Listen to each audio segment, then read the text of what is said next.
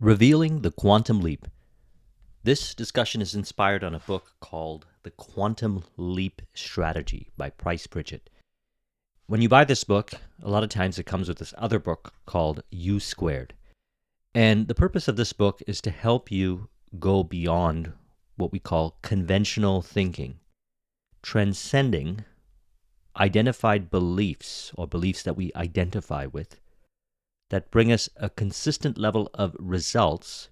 We call this incremental progress, to bring more what we call the quantum leap, which is performance or results or unexpected circumstances that show up that are a reflection of your vision to a higher degree. Quantum leap, making radical jumps, big jumps. Now, I recommend a combination of both, quantum leaps as well as incremental progress. However, in this video, we're going to speak more about the quantum leap and how to facilitate it. So we're going to look at it from three parts. Number one, transcending, and our goal being to transcend deeply rooted limiting beliefs to allow for quantum leaps. Number two, this is facilitated by our concept of self, our self-confidence. So elevating our self-confidence. And number three, allowing ourselves to think unconventionally. One of the greatest limiting factors for bringing forth the quantum leap is thinking too rigid. So we want to develop a higher degree of fluidity of mind. And this video is designed to facilitate it. Florence Scovel Shinn said in one of her many powerful quotes, "No man is a success in business unless he loves his work." See, this is one of the big facilitators of the quantum leap. Doing what we love and doing what we do each day from a place of love. This means that we interpret our experiences on a day-to-day basis, whatever shows up, from the perspective of love. What this allows us to do is reveal the opportunity that is already there. So what I found as a result of working with the quantum leap is to further recognize that everything that you need is in front of you right now. We call this resourcefulness. And when we recognize that this is the case of the day-to-day journey to bringing forth our success, then we experience more love for that which we are doing, that which we are thinking, that which we are experiencing on our day-to-day journey. Now, what this does is bring forth what we call a higher level of self-esteem, self-confidence, self-acceptance. And to facilitate the quantum leap, which is radical jump, we have to first believe that it is possible. We have to first imagine that we can have what we desire. We also then, as we reveal the day-to-day experiences on our journey, look to interpret those experiences from a perspective of elevating self-confidence, the concept of self. Now, we've been discussing this over the last many videos, and we're going to further discuss this because we recognize that it is our self-image, the concept of self, our identity, that is shaping our outer world experiences and our interpretation of the journey to bringing forth what we desire. Thus, it's important to elevate and see what we are experiencing on the journey as in harmony and in contribution. Now, if a person experiences this more so each day, then we say that they have a high level of self-confidence. They know where they're going. So we can use what Napoleon Hill has shared with us in the Think and Grow Rich book to help us elevate our self-confidence. Let's talk about it. He calls this the self-confidence formula. So we're going to go through the formula. We're going to get into discussion. And we want to put this into application, practice the self-confidence formula. Why? Because when we have the ideal state of mind, which is reflective of a higher degree of self-confidence, which is in harmony with the vision, that which we desire to bring forth, then obstacles are transmuted into opportunities, as well as we take what we call the bold action. We are okay with being uncomfortable. We embrace chaos, and all of these aspects are effects of the mind that has been rearranged to reflect the vision identified with the vision via the self-image, which is made up of aspects contained within the self-confidence formula. Let's talk about it. So this is the self-confidence formula, a series of affirmations, auto-suggestions that we want to read to ourselves, ideally on a daily basis. It's broken up into 5 parts.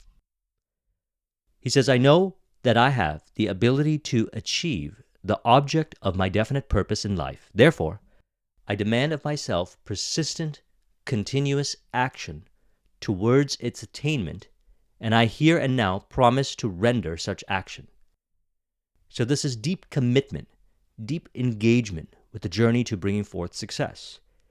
It is to value the day-to-day journey and all the things that we have to do each day, that we know we have to do to bring forth success from a place of presence and flow. What this does is this elevates our self-confidence.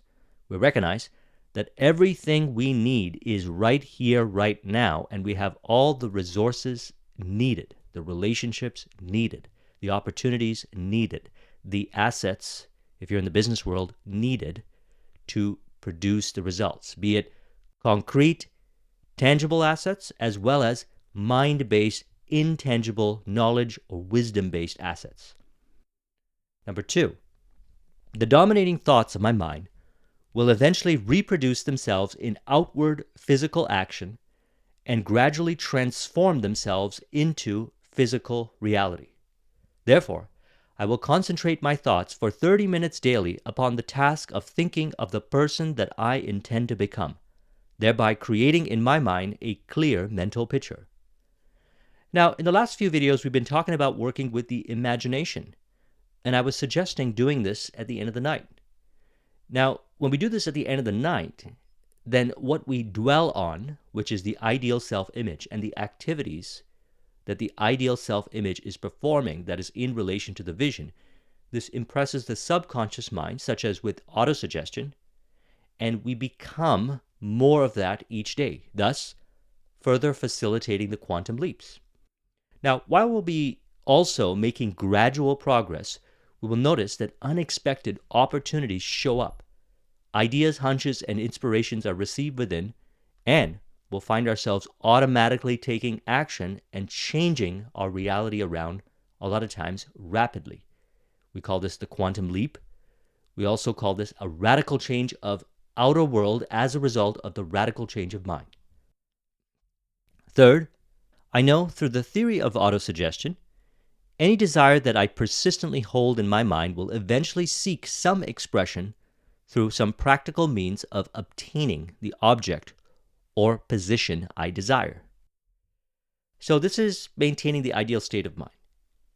And then on the journey, we have different opportunities that show up. And as these opportunities show up, we're able to move forward with these opportunities regardless of experiencing doubt, indecision, and fear.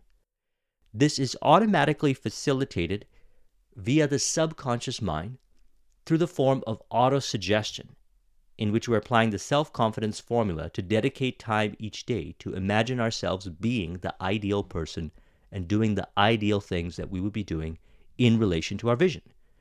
Thus, I'm going to put in the description the 2 links to the last 2 videos that I did discussing this in detail so we can integrate it into our imaginal acts or our imaginal scenes or what we are assuming, believing, and thinking ourselves to be in relation to our vision. Number 4, I have clearly written down a description of my definite chief aim, and I will never stop trying until I develop sufficient self-confidence for its attainment. So thus we want to have a definite chief aim, a clear vision, and also recognize that we get clearer on our vision on the journey to the fulfillment of our vision. I always say actions create clarity, as well as the reflections on the day-to-day experiences that we have and the reinterpretation of these experiences to be in harmony through self-talk and audio affirmation or revision is what's going to further affirm that the outer world is rearranging to reflect our ideal vision. And this will maintain our flow and ideal state of mind and our self-confidence. As a result, we'll notice the signs and synchronicities, which represent the journey into the quantum leap, as well as we'll be taking the right action, even if in past circumstances that were similar, we felt uncomfortable about those actions. We felt that it was fear-based, doubt-based, indecision-based. We aligned with what I refer to as the true inner voice, which is distinct from the mental chatter-based inner voice that is riddled with overly identifying with fears, doubts, and frustration. Step number 5, I realize that no wealth or position can long endure unless built upon truth and justice. I will engage in no transaction that will not benefit all whom it affects.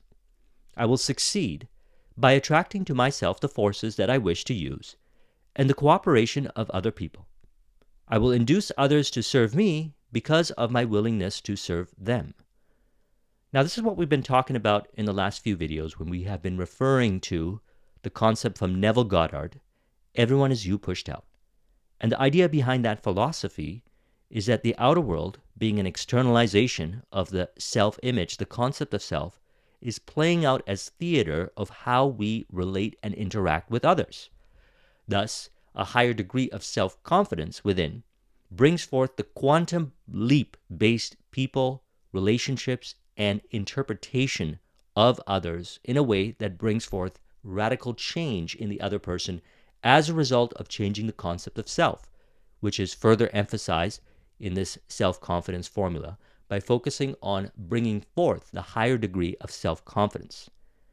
And he says, I will eliminate hatred, envy, jealousy, selfishness, and cynicism by developing love for all humanity, for I know that a negative attitude towards others will never bring me success. Now, this is important because what I found as a result of working with concepts based on self-confidence and personal development elements that I've learned over the years when it comes to self-confidence is that in order to multiply our self-confidence, we can affirm the self-confidence elements. In other words, imagine ourselves being the ideal person. And we can also, at the same time, day to day, cause and effect reflect to see when we are experiencing self-confidence diminishers like hatred, envy, jealousy, selfishness, and cynicism, and start to exclude those elements out of our consciousness via affirmation, via interpretation of accuracy. For example, let's say you are on the journey to creating some entrepreneurial success, and you find that there's other businesses that are also in the same space. Rather than seeing them as competition and those that will hinder your progress or will make your journey to success more challenging of competition and thus experience hatred towards them, you look at it from the perspective of, here, what I have today is everything I need to bring forth my vision. I have the relationships, I have the opportunities, I have the resources, I have the assets, and I have the ability to work with the power of my mind and rearrange it to connect the dots with these elements to bring forth success in creative ways. As a result, what I'm going to find is that I'll have a greater ability to see the connects with other businesses and form partnerships, thus transmuting what we would call the enemy into a friend. Now, these are aspects based on self-confidence. So when you have a higher degree of self-confidence, you can see these attributes of value in the other businesses, and you can see the attributes of value in your own business and connect the dots accordingly. This further elevates your self-confidence because you recognize that there is nothing that holds you back from your success, and everything that shows up on this outer world 5 sensory experience as is in harmony, it's in contribution, and you know how to relate it. As a result, you eliminate the hatred. He says, I will cause others to believe in me because I will believe in them and in myself. So in relation, we observe how we are believing others to be. That is why it is also a best practice. Now, all of this is designed to reveal the quantum leap. Why? Because it is bringing forth a higher degree of love for the journey. And one of the important elements of the quantum leap is to take the necessary action anyways, even if you feel doubt or fear, because intuition guides you, whatever it may be. Starting the business, going after the client, and that which we truly love is sometimes hidden by our self-imposed limiting beliefs that cause us to interpret aspects in our reality from the perspective of hatred, envy, jealousy, selfishness, and cynicism. Thus, we can practice this by representing in our mind's eye others on our journey, everybody on our journey, day to day, from a place of belief in relation to what they want to desire, see brought forth. In other words, you want for them what they want for themselves. And to practice this, be happy and grateful and appreciative of those in your journey and having what they want as far as success. This further elevates the self-confidence. And finally, he says, I will sign my name to this formula, commit to memory, and repeat it aloud once a day in full faith that it will gradually influence my thoughts and actions so I will become a self-reliant and successful person. Now, this basis of self-confidence, further elevating our self-confidence, allows us to transcend our limiting beliefs. A lot of times we learn these limiting beliefs from our past through this process and brings us more into a state of mind where we experience the big jump or the quantum leap. And the quantum leap is then a facilitator of what we call unconventional thinking. So as mentioned, you can make gradual progress each day to the fulfillment of what you desire. What I like to do is value the gradual progress as well as the quantum leaps. All day, I ensure that I maintain my flow and make my gradual progress towards my vision, whatever the goal is at the time. The business goal or whatever project that I'm working on and so forth. And I also allow myself to not be rigid to certain conventional ways of thinking that are formed as a result of consistently looking for incremental progress, thus further allowing the quantum leap. Now, to further facilitate this, I recommend watching the video I did on fourth dimensional thinking, which is a Neville Goddard-based discussion. I'll put a link in the description, to get more into the thinking unconventionally in recognizing that everything exists right now and some of the concepts where we speak of in relation to fourth dimensional thinking. Rather than discuss it in this video, I recommend watching that video in supplement. So fundamentally, the end wills the means. So it's the vision. And we allow our subconscious mind to bring forth to the incremental progress, as well as the quantum leaps. Hunches, inspirations, signs, and synchronicities reveal themselves when we have a higher degree of faith in relation to our vision. Faith, as Neville Goddard puts it, is loyalty to the unseen reality, the vision. Now, maintaining that faith is what we also refer to as self-confidence. So you see how this is all related. So seeing only that which our senses permit. One of the things that happens on this journey is we become too logical. It blinds us to what is already there in relation to our vision. So we become too rigid and too structured. We want fluidity of mind. We want a flow-based mind. I recommend studying the concepts that were discussed in the book, The Kabbalion, 7 Hermetic Principles, in which they speak of the law of polarity. The law of polarity, or what we see as opposites, and transcending that by seeing it all as varying degrees of the same one. One way of saying this is when I say we are all individual expressions of the one mind. We are both individual expressions and one mind at the same time. So in order to understand this further, what we do is we check ourselves each day to see if we're becoming too rigid on our viewpoints. And the rigidity of mind lowers our self-confidence. It closes us up for the quantum leaps, the opportunities that show up.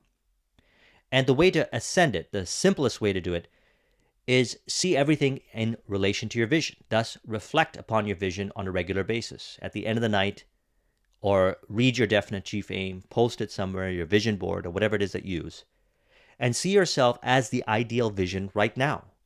What this does is this releases the attachments that we have to the 5 sensory experience and brings us more into a state of allowing the world to rearrange as it was always doing.